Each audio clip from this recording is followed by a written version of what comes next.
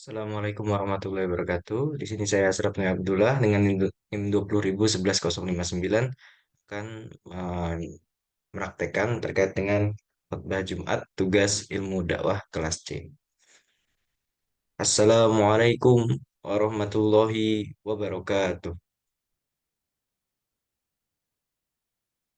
Alhamdulillahilladzi hadana lihada wa ma kunna linahtadiya laula an hadana Allah.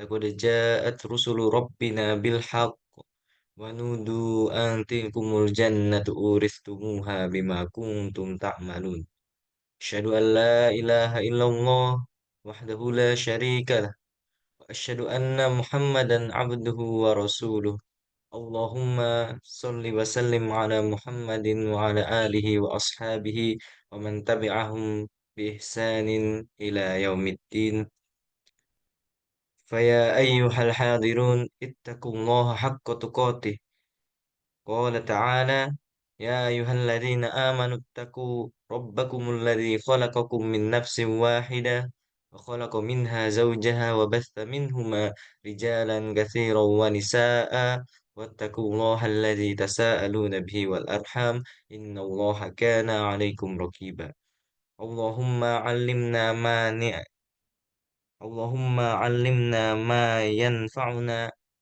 وانفعنا بما علمتنا وزدنا علما وأرنا الحق حقا وارزقنا اتباعه وأرنا الباطل باطلا وارزقنا اتباعه أما بعد Ma'asyiral muslimin rahimani wa rahimahullah.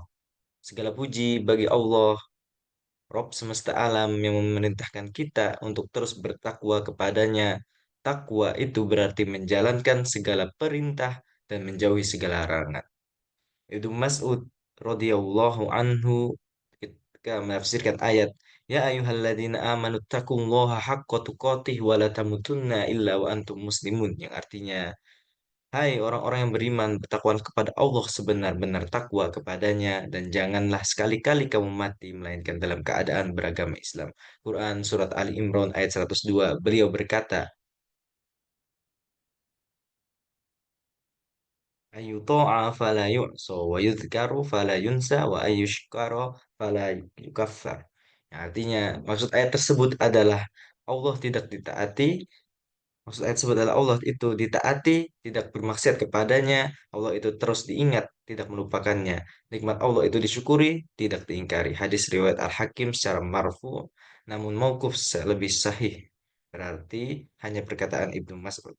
Masyiral muslimin rahimahni wa rahimakum.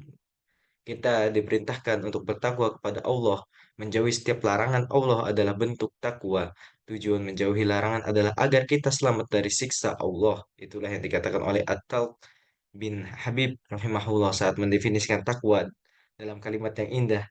At-taqwa an ta'mala bi ta'atillah ala nur minallah tarju tawwabullah wa an tatruka ma'siyatallah ala nurin minallahi iqaballah.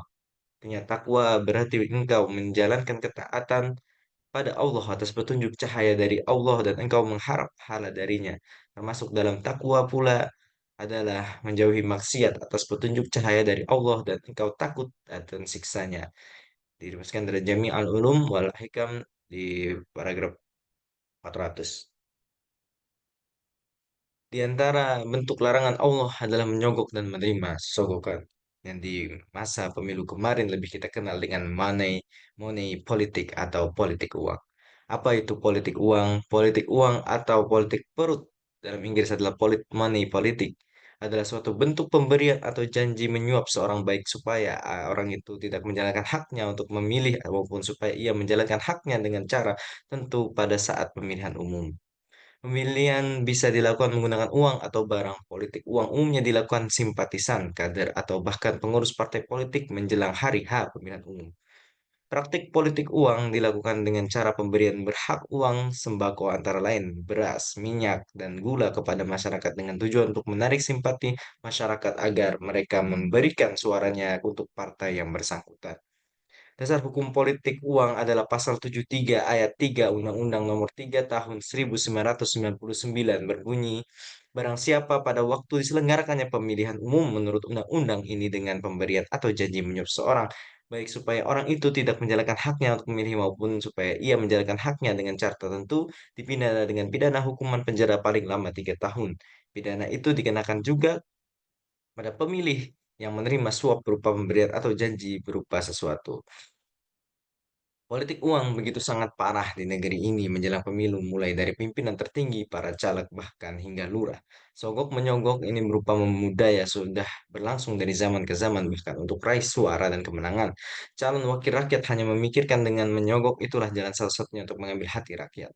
Rakyat akan memberikan suara kalau diberi amplop, sedangkan wakil rakyat nggak bisa menang bukan dengan gagasan dan visi misi menarik, tetapi dengan pemberian amplop.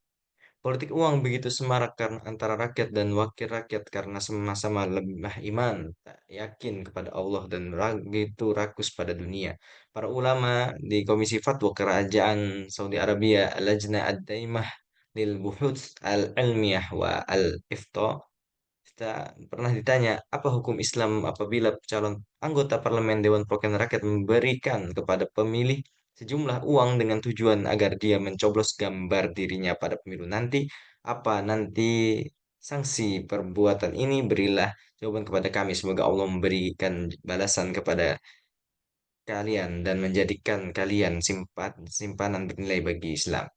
Jawaban para ulama yang duduk dalam komisi tersebut berkata, pemberian harta hadiah dari calon anggota parlemen kepada calon pemilih agar dia mencoblos gubernur adalah pemilih nanti termasuk dengan riswah atau uang suap dan ini termasuk uang yang haram. Adapun mengenai sanksi dapat merujuk pada pengadilan Al-Fayumi mengatakan bahwa riswah adalah ma yu'tihi asy-syakhsu lil hakim aw ghairihi liyahkuma lahu aw yahmiluhu ala ma yurid. Artinya suatu yang diberikan oleh seseorang kepada hakim atau selainnya untuk mendukung dirinya atau agar mau menuruti apa yang ia inginkan. Riswah secara istilah berarti sesuatu yang diberi untuk membatalkan yang benar atau mendukung yang batil. Allah telah mengingatkan agar kita tak boleh mendukung kebatilan. Wala ta'awanu 'alal itsmal 'udwan yang dalam surah Al-Maidah ayat 2 yang diartikan dengan janganlah kalian saling tolong menolong dalam dosa dan melanggar batasan Allah. Masalah riswa uang suap ini disebutkan tegas dalam bentuk doa laknat pada penyuap dan penerima suap dalam hadis berikut. La'ana Rasulullah sallallahu alaihi wasallam ar-rashi ya wal murtashi. Artinya Rasulullah SAW melaknat orang yang memberi suap dan yang menerima suap. Hadis Abu Daud nomor 305, 3580 dan Tirmizi nomor 100, 1337, Ibnu Majah nomor 2313. Kata Syekh Al-Albani, hadis ini sahih. Dalam riwayat yang lain, Nabi melaknat ar-ra'ish, yaitu penghubung antara penyuap dan yang disuap. Hadis riwayat Meski hadis ini lemah, tetapi makna hadis itu sahih. Orang yang menjadi penghubung antara penyuap dan yang disuap berarti membantu orang untuk berbuat dosa. Dan ini adalah suatu yang terlarang seperti kelakuan para tim sukses yang membantu dalam suap menyuap. Hadis tersebut menunjukkan bahwa suap menyuap termasuk dosa besar karena ancamannya adalah laknat, yaitu terjauhkan dari rahmat Allah. Bahkan suap itu haram berdasarkan ijma kesepakatan ulama minta suap, memberi suap, menerima suap, dan menjadi penghubung antara penyahuk dan yang disuap termasuk dosa. Wahai rakyat, bertakwalah kepada Allah karena uang sogok dan serangan fajar yang Anda terima adalah uang haram. Sila harta haram tersebut dari harta Anda atau perlu dinikmati agar hidup Anda berkah dan tak bawa sengsara di kemudian hari. Wahai para wakil rakyat, bertakwalah kepada Allah, berlakulah jujur dan amanah mulai dari saat mencalonkan diri, karena sejatinya Anda memberikan sogok pasti besok akan menuntut balik modal kembali. Bertakwalah dan takutlah akan siksa Allah.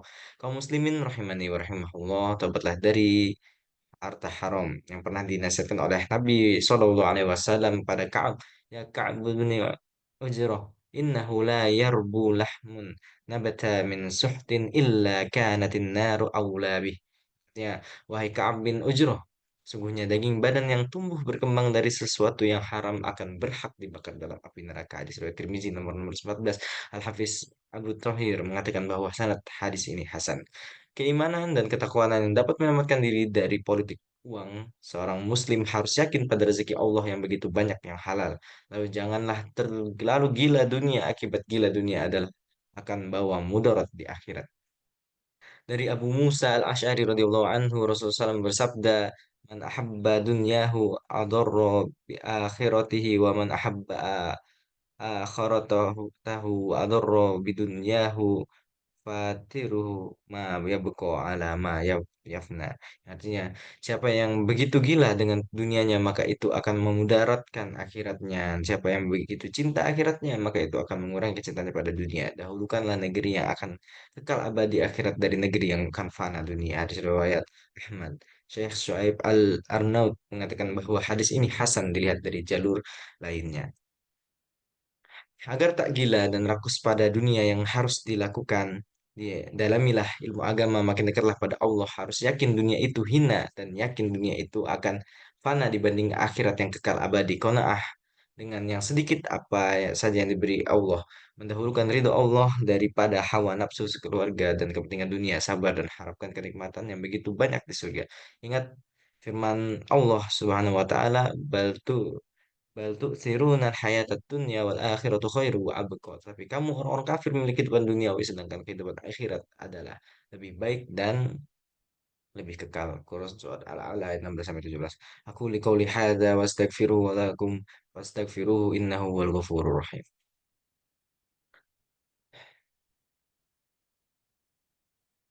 Alhamdulillah wa kafa wa salli wa sallim ala Muhammadin al-Mustafa wa ala alihi wa ashabihi wa ahlul wafa. Asyhadu an la ilaha illallah wa la syarika lahu wa asyhadu anna Muhammadan abduhu wa rasuluhu amma ba'd. فيا أيها المسلمون أوصيكم ونفسي بتقوى الله العلي العظيم واعلموا أن الله أمركم بأمر العظيم أمركم بالصلاة والسلام على نبيه الكريم فقال إن الله ملائكته يصلون على النبي يا أيها الذين آمنوا صلوا عليه وسلموا تسليما اللهم صل على محمد وعلى آله وكما صلى محمد كما صليت على إبراهيم وعلى آل إبراهيم إنك حميد مجيد وبارك على محمد وعلى آل محمد كما باركت على إبراهيم وعلى آل إبراهيم إنك حميد مجيد اللهم اغفر للمسلمين والمسلمات والمؤمنين والمؤمنات الأحياء منهم الأموات إنك سميع قريب مجيب الدعوات اللهم إنا نسألك الهدى والتقى والعفاف والغنى اللهم إنا نعوذ بك من زوال نعمتك وتحول عافيتك وفجاءة وفجاءة نقمتك وجميع سخطك اللهم أحسن عاقبتنا في الأمور كلها وأجرنا من خزي الدنيا وعذاب الآخرة اللهم إنا نسألك الهدى والتقى والعفاف والغنى اللهم اكفنا بحلالك عن حرامك وأغننا بفضلك عمن سواك اللهم ول علينا خيارنا ولا تولي علينا شرارنا اللهم لا تسلط علينا بذنوبنا من لا يخافنا في فينا ولا يرحمنا ربنا آتنا في الدنيا حسنة وفي الآخرة حسنة وقنا عذاب النار عباد الله إن الله يأمر بالعدل والإحسان وينهى عن الفحشاء والمنكر ويعظكم لعلكم تذكرون فاذكروا الله العظيم يذكركم واشكروه على نعمه يزدكم ولذكر الله أكبر أقم الصلاة. Terima kasih itu yang bisa saya sampaikan. Assalamualaikum warahmatullahi wabarakatuh.